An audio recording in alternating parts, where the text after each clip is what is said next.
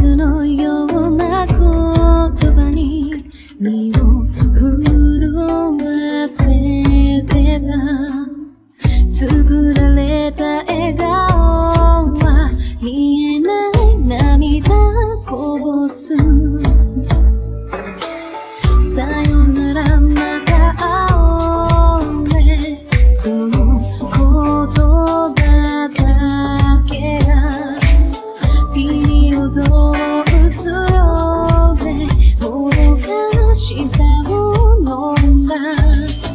近すぎた心の距離は響かない和音のようで、振り返れば目に映るあの日の記憶。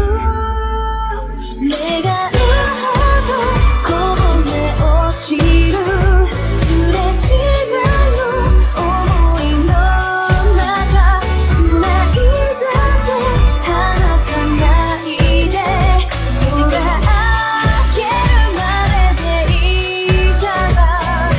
淡く滲む空に薄れゆく星を見つめていた。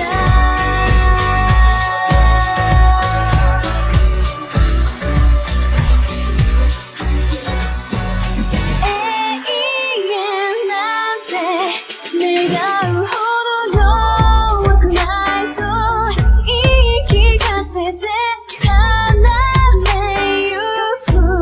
君の気配を感じた。会いたいよこぼれた声、静寂に吸い込まれた。